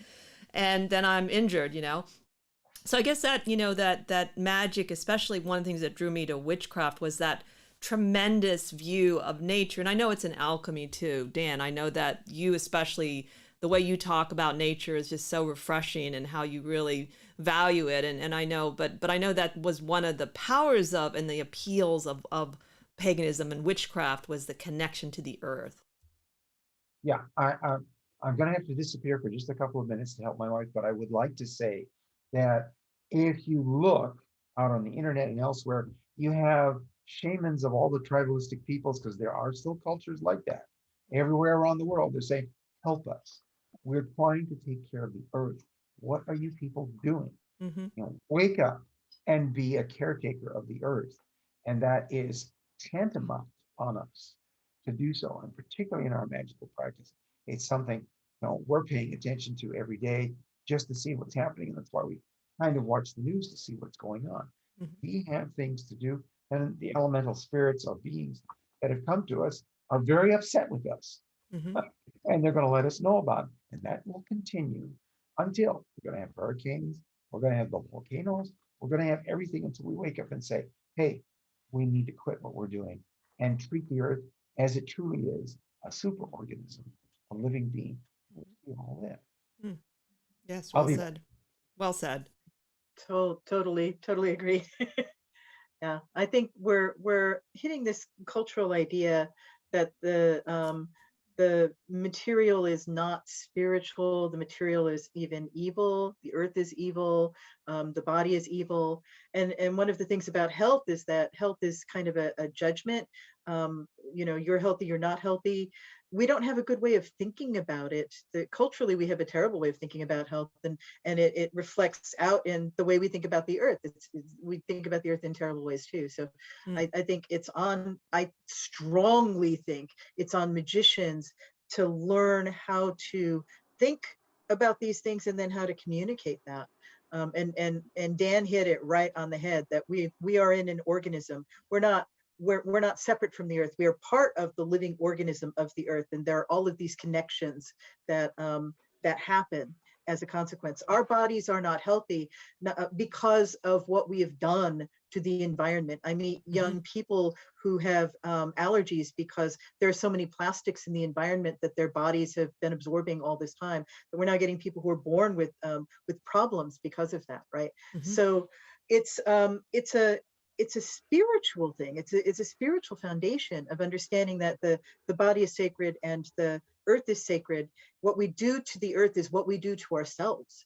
And manifesting that for ourselves is how do I think about health, and how do I live my life in a spiritual way. So my Sri Vidya lineage, if I were to take an initiation in it, my teacher keeps saying, you're going to go vegetarian, because we don't want to cause harm. We don't want to cause harm to other creatures, right? So I think Krista, that it's a great question, and I think it's more like a conversation we've just gotten started on, really. Yeah, we could definitely do a whole show on, and I love what you said about we are not disconnected from the animal kingdom. Bravo, because I totally agree, and I think that's one of our problems is that there's certain people that think they are higher than or better than. I've met animals that are better than me, and I don't mean that facetiously.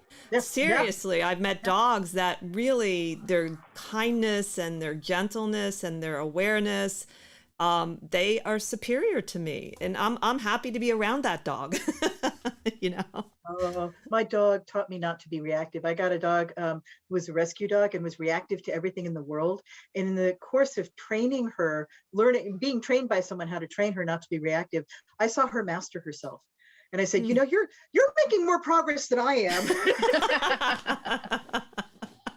I love it. I know, it's so true. It's like, it's amazing what the natural world is the greatest teacher, I personally think. And it doesn't mean, I love books, I have mentors too, but I still learn so much through just hanging out with the neighborhood squirrels, and it's the thing that drew me and will always draw me back to witchcraft. I personally find it has one of the strongest natural connections to the earth. Like, it's just in it. Like, you don't have to work for it. It's part of it. Well, I think that was part of the Wiccan influence early in the day. I mean, I don't see magic and witchcraft as being religious. I see Wiccan as being religious, and magic and witchcraft can be absorbed into almost any tradition. But it's interesting that Wiccan Wheel of the Year is really important. It really connects you with some form of the earth. Because when you're a city witch, and my daughter's younger years, we lived in Detroit, and so there was no playing outside. There was no squirrels to chase and kids to run around with. So I actually took her places where she could do some of those things. But there's this huge disconnect that's happened since I'm in this what am I, Gen X. We were brought up on shrink wrap plastic food. Meat does not look like the animal it came from. And I know so many people in my age group who cannot eat meat off the bone. It has to be completely removed from it. It's kind of interesting. Wow. But yeah, it's like, whoa, I'm back. what's going on? So that we have, as a society, we've grown further and further and further away from our food. Mashed potatoes are freeze dried in a box, and here we go. But I'm also watching this latest generation who did not have, a lot of them didn't have the opportunity to just even go play in the yard and get dirty, because they needed to be busy learning something all the time when there needs to be that space just to, and that's where, to me, that's magic. So magic is in the space where we're not scheduled. So that those epiphanies, when magic becomes real and we understand how it's going, is it's not scheduled. I call it, it's in the white space. You know how the white space in a picture or in a design tells our eyes where to go. So if we don't give ourselves white space, we have nothing to focus on. We have too many things. So that white space, and I'm totally going off on a tangent, sorry. No, that's great. That whole, so I'm concerned that not only myself, having gotten further and further away from nature, basically from allergies, of the sun. So how do we stay connected? How do we keep it relevant? If it's not relevant and touching our life, we don't continue it, because we have information overload, whether in the magical world or the mundane world. Information overload is a big deal. So we prioritize and we put things in a bucket to say, this is what I'm going to do to just manage all this energy and manage all this information. And right now with kids, they don't have the white space to process. Yeah.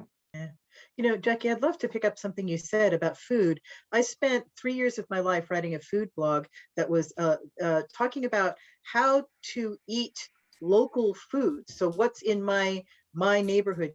I live in a county called Kitsap, I called it Kitsap Cuisine. And I just went out to farmers markets. I went out to restaurants. I found where the food was being grown and sold that we have around here. And then I did the experiment of just trying to eat locally and found, you know, where we really do rely on the industrial system for some things, but it's really possible to relocalize your eating to a great extent. And that's a way to tune in to what's going on in your environment as a witch. What's going on right now? What kind of food can I go out in my garden and eat right now? How can I plant things? You know, what's in bloom? How the bees work? All of these things kind of tuned me into my specific environment. As a witch, I think that's really important. Is not just like theoretically we understand we are part of the living organism of the earth.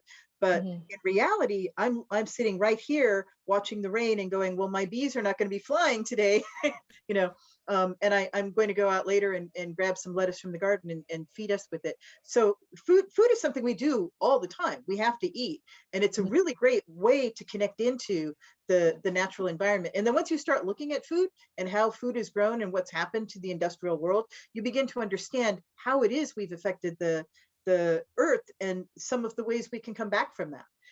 Making a world in which it is safe for bees to fly will make a world that's safe for us to live in. And that is in the white space. We're so busy. We're so, and busy has almost become a swear word for me. I like that. The you know, just marketing my own business, and like, okay, there's another social media channel and I got to find time to make TikTok videos, and okay, and now we're expanding production and I have to, you know, make this and make that and do this and I have this, and then why am I doing this? And then I take another class and it tells me all the things I'm not doing. So, you know, and so, and then sneaking magic in there at the same time. So I've actually pulled back. It's like, I'm done learning right now. And I need to absorb it all. And that goes with magic too. People say, well, my spell didn't work yet. I said, you got to give it time. Well, how much time? As much time as it takes. And if you keep doing that, you might short this out. So you got to give yourself the white space to watch it blossom in your life. And, and then that white space allows you to go, oh, I can cook dinner. I can get this cool looking mushroom that I just found and do a thing with it. And what is this all about? I can mindfully make, you know, a dinner with these herbs that's going to bring my family into balance. So, but you can't do that if you're just like, I got 10 minutes to make dinner and then we're going to do this. So it's takeout or it's frozen. And so it just, that busyness continues to disconnect us from the rhythm of life and the rhythm of the universe and our presence on the earth. But busyness becomes a badge of honor. Look at how busy I am. I'm going to say something. I just heard Thich Nhat Hanh talking about that whole, he's very, kind of severe on some level, but right about the social media. And I will tell you myself that it's a huge lie that busyness will help you. I'll tell you why, because at the beginning of the pandemic, and we lost 75% of our readings, Michael, my husband, who doesn't really do much on social media, was suddenly drawing in from nowhere readings. And it was way more than we thought we'd get. And I remember thinking like, that I remember that used to work. I remember thinking that's how we drew readings, was we didn't advertise ever. And I'm not saying you shouldn't do any of it, but it really set my mind into a different gear, that it's like Crowley says, it's up to us to wrestle with who we think we are and our values, and build our life on those values. Now, if I value, which I know some people that totally absorb themselves in technology and they love it, they value it. I've also read books of people that created the technology and pulled away from it because it was taken away from their lives. That was the funniest one, was like, no, you guys don't join everything, even though we created this, right? Right. I think Michael has a comment.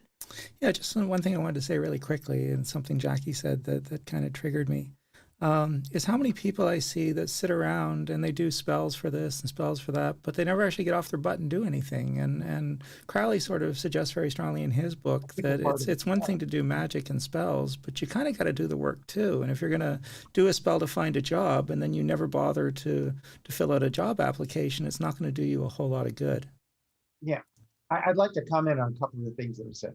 Jackie, first to you, the thing about the white space, and the fact that an alphabet, whether it's runes or whatnot, is sacred because these were words that stay.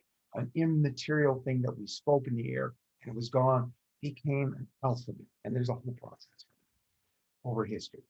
But in Hebrew, which is kind of the mainstay for me, and any of you who studied in this Hermetic OTO tradition, the Hebrew letters actually have something they call a white space, which surrounds the black letter. Okay. And you look at that to tell you more about them, because each of these letters are like a little book. They're an entire world. They're called Ot, and that is Aleph, Vav, Tav.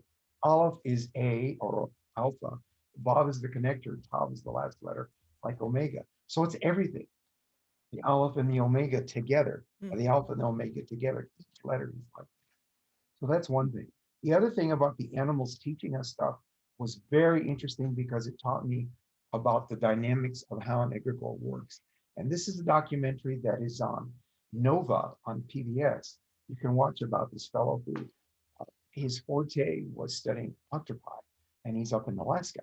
So he built a very large saltwater tank to have an octopus in there just to be with it and observe it, not necessarily scientifically.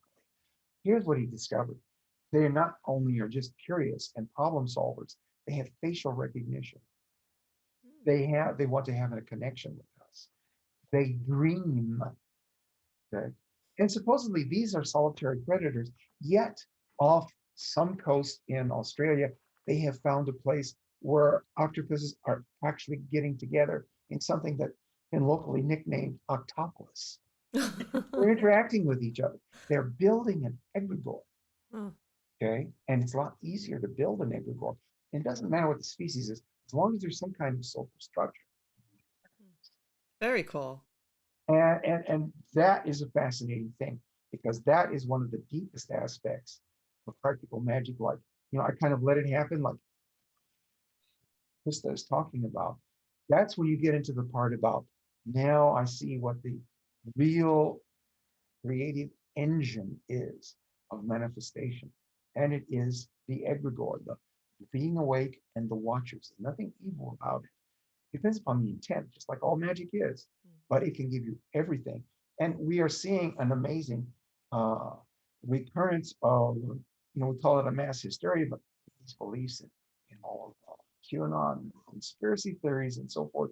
And they're being led along merrily by this guy who's pulling strings, just like Hitler did in the early 30s. And that is how powerful an egregore is. Yes, black magic is a real thing, And we have to be careful about it. It's just like it's easy to fall into, like society. Oh, I'm busy and I'm doing this and that. As Krista said, it's not a good thing. You need to control time. Don't have time control you. That's an aspect of Saturn, because Saturn of the Romans was Chronos of the Greeks. That's where we get our modern word chronology. It's one of the biggest secrets of the Kundalini. As I was trained, the base star of the spine was equivalent to Saturn, which is both the 32nd path that you come out of Malkut in, and that's associated with the world, which is also cosmic consciousness, according to this. You have a higher arc, which is way up there on Bina, master of the progenitor of both time and space. And to be in that level of consciousness is literally transcend time and space. Now you can see the whole thing about the transcendent, the ascended masters, they call them. You'll find that tradition. This is our latent potential and our divine. That's great, Dan. Krista, I want to say something to you.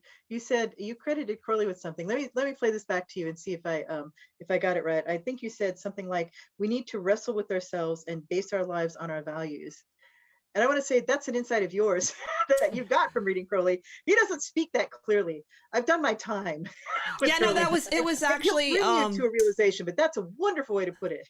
It was from a book by Crowley on Thelema. What is his name? And I think it wasn't the word value, so it was his interpretation of Crowley too. And you're right. So it wasn't directly Crowley's words, but it was, and he's well known. I'm sorry, I can't remember. But I'll send you the book, and it made me rethink about what Thelema is becoming, and maybe it's an evolving thing. Maybe Crowley set something in motion, and but that's that's a good point. It was really an interpretation of him. I want to credit you with that insight. Well, I have a unique relationship with Aleister Crowley because it's completely through the tarot. And I am not a person that would normally follow Crowley. So through using the Thoth book, I've gone back to read only a few of his books, but I read them more than once. And then I started reading, like people like Lon Duquette.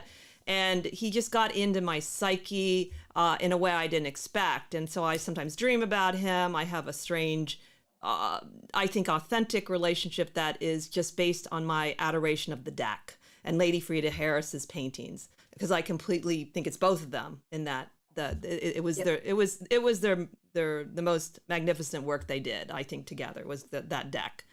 The culmination of knowledge in it is amazing and endless if you use it all the time. But thank you for that. I'll take it.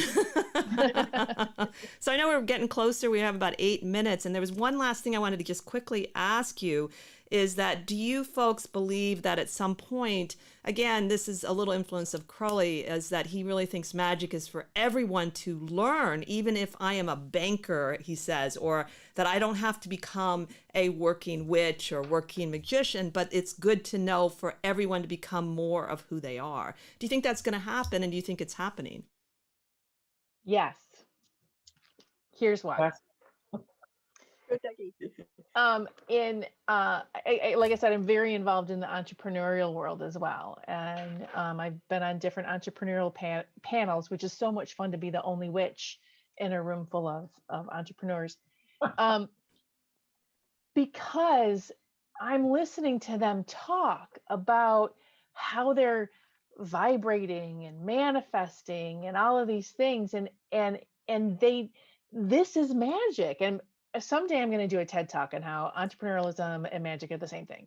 I don't know how that's going to work, but it's going to be something. I love it. And so I'm watching these people, and these are heavy hitter entrepreneurs who are creating new technology and changing the world. I mean, I sat with this guy who's created a natural substance that blends with gas, with the oil that we put in our cars, and it's natural, and so it extends, so we don't need as much. And I'm like, his goal is by 2025 that that we 50% of our fuel that we put in our cars is natural, and it just blends into the whole thing. I think he's brilliant. So this is a heavy hitter, and he's talking to me about these principles that flow right into Crowley about what we're manifesting and what we're putting out there, and it flows right into magical theory. And I'm like, so what have you studied, and what of this, what about this, what about that? And this is just them taking from all these different places and creating their own theory of how the world works. There is a book in the entrepreneurial world that's like, everybody's got to read it. It's called Think and Grow Rich by Napoleon Yes, Hill. I was thinking that. Yeah. It's kind of a bullshit book, but at the same time, he's very misogynistic, but he is literally talking about spiritual principles. And then if you look where Napoleon Hill came from, he actually a lot of his stuff came from the spiritualist movement. So it's very fascinating how I'm watching this continue to manifest and happen. And I'm watching more and more of the entrepreneurs that I know that are looking to change the world for the better, then start embracing these magical theories, and then start talking about, I took this class on tapping and on, this and that. And have you read The Secret? And I'm like, I am The Secret. So it's happening, and I'm watching it happen. Also with all these mundane people, who the soccer moms and stuff, who buy the Alex and Annie positive energy bracelets, and they are absolutely. I just met this one woman who, she goes, get into my positivity circle, and she had this giant hula hoop, and I'm like, you're hilarious, and this is awesome, because this is that doing that magic in their life, not because they're a witch, not because they've studied this stuff, but because it's okay. And it's okay to talk like this and think like this and have these weird ideas. So I think it's happening, and I love that it's happening. It's one of my favorite things. Yes, Awesome. I think it goes back to this idea that that the science and esotericism split off, and all of the stuff about esotericism we're talking about the world being one living organism. Those are the things that we haven't paid attention to, and how we got off track, and we need to go back. That's where our salvation lies, is in magic. And I want to talk about Russell Wilson, who's the quarterback of the Seahawks, Go Hawks. He goes before every game, he goes into the stadium and he sits up in the stands and he visualizes the game. So it's like out there. And then so he did that when we won the Super Bowl. The first time that he went to the Super Bowl, he won, right? The second time he went to the Super Bowl, he lost. And he lost in the last little minute. All Hawks fans know this. Last minute, he threw a ball and it was intercepted. And he heard a voice say to him, "I wanted to see how you were going to handle that." And that's the spiritual part. Holy guardian angel. That's right. You Dan, let's know give what? space. For me, it's something that has been creeping into the society since the late 70s. And we had two significant movies that I both went to and young people went to. One of them was Close Encounters, which is a very religious movie. You see him walking into the light. And when they started showing what the inside of the mothership looked like, they blew it all together, because the point was to walk into the light, and leave that open.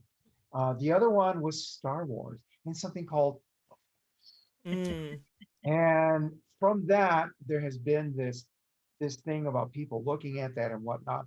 And of course, George Lucas had this large influence from Joe Campbell. You watch Joe Campbell stuff, you go, man, this guy is on the way. He knows what this is all about. He understands what the mythologies we're talking about. And it's magic, and it's magic and it's consciousness.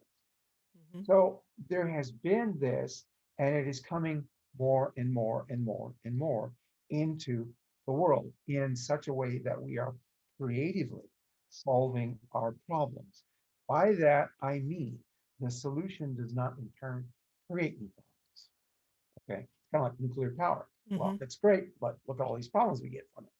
Okay, there is another guy who is not a scientist, but he has found out how to take the cellulose out of like trees and stuff like this and turned it into a fuel that we can run our cars on. We don't need to change the cars. We don't need to change the gas stations. And it also produces something like a plastic that can biodegrade in a time frame from a couple of weeks to several months. And he's got people like ex-shell executives behind him and whatnot. There are solutions out there. We can come to them. And it's just like, one of the things I wanted to say about magic, having the stuff pass through you, You'll have to say it in 30 seconds. Around. We're almost out. Yes. Yeah, I know. We can drive our electric cars down the road with a bunch of magnets buried in the car and charge it while we are driving. It's called induction. And we do it all the time with a steel magnet that's Mars spinning inside a coil of copper wire, which is Venus. And the electrons are just produced. Don't go flying in from somewhere. They just are. Well, thank you all, Brandy, Jacki, Dan, and of course, Jason. We really enjoyed having you. We'll do this again and maybe make it even bigger, because there's definitely some people, like I'd like to see some hoodoo and voodoo people on here and other magical practitioners. We can make this bigger and do it again sometime. And thank you all for listening in. Join us next time as we continue to explore the esoteric and the obscure together. Have a great week.